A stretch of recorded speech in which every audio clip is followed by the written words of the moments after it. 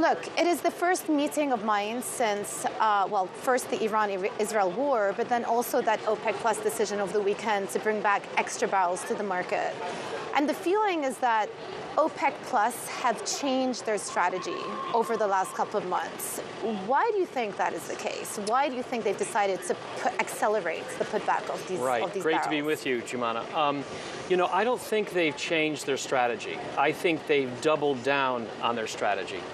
It's clear, going back to April, they felt there was an opportunity to bring back barrels faster. They're putting their barrels where their forecast is. They don't share, I think, the consensus is pessimism about demand growth.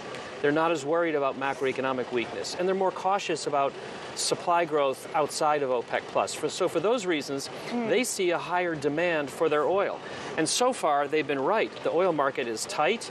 Curves are backwardated. So I think they're just saying, look, we think this market can handle more barrels faster, and they're doing it. And it's echoing what the UAE oil minister was just saying, Mazroui, about an hour ago. And he was saying that the oil market actually needs the extra crude that OPEC Plus is adding, but then also that inventories have not increased despite the further increases that the group has put out the last couple of months. When do you think that inventory situation changes? Yeah, I think in its visible inventories, and he's right. Cushing is just about empty. Diesel inventories in the United States are extremely low.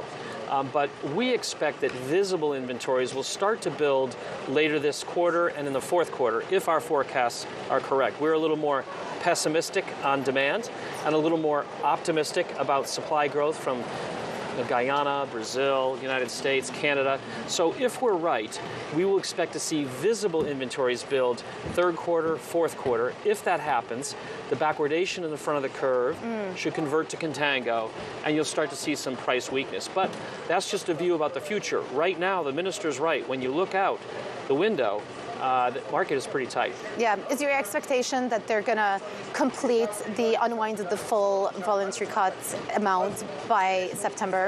It is. I think they're going to do another 538,000 barrels a day, finish in September. Then the question becomes, will they bring back the 1.66 million of remaining voluntary cuts, and then the 2 million of OPEC plus wide cuts, both of which are supposed to expire at the end of 26. That's the debate I think barrel counters will be having. Bob, how much of this decision do you think was taken to appease President Trump? He's talked about wanting to see lower oil prices. Perhaps OPEC Plus sensed an opportunity to, one, regain market share, but then also appease the U.S. president. You know, in my view, from the Saudi perspective and the Emirati perspective, it's more of a happy coincidence making President Trump happy. Although President Trump wants lower oil prices still. His advisors have called for $50 a barrel. We're still well above that.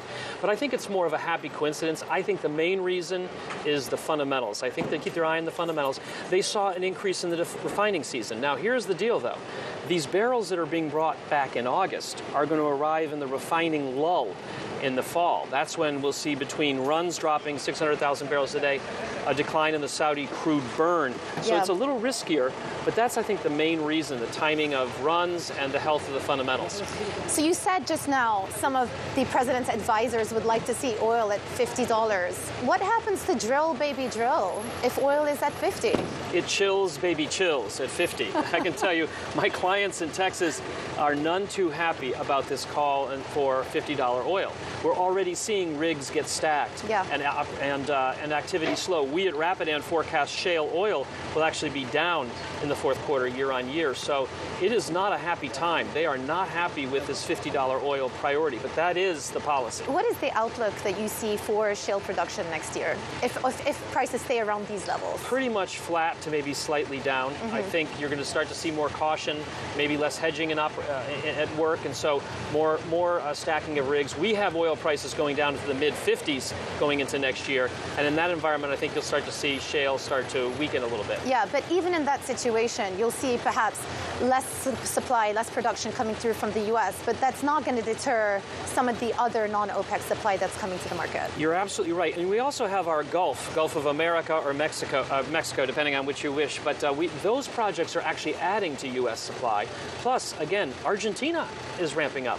Brazil is bringing on new projects. Guyana and Canada are. So we see non-OPEC plus crude up about 900,000 barrels a day, liquids a little more than 1 million if you add NGLs. Let's talk about the demand side. How much of the tariff uncertainty is weighing, do you think, on clarity versus where demand actually ends up in the next couple of months? So far, not much. We had a panic moment when Liberation Day tariffs were announced, and then when President Trump walked those back, relief. But look, here's the deal on the data. We have to look at the data. The first quarter started very strong. Demand growth year on year, well above 1 million barrels a day, 1.112. However, toward the end of the second quarter, it hit the skids, especially in China and for diesel. So warning signs started to appear.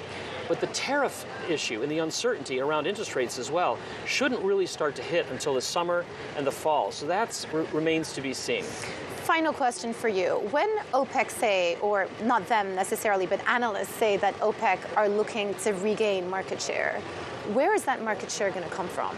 Well, first of all, I have to disagree with that. I hear that all the time. I don't think they have a market share strategy. OPEC Plus is focused on 3 things: stability, stability, and stability.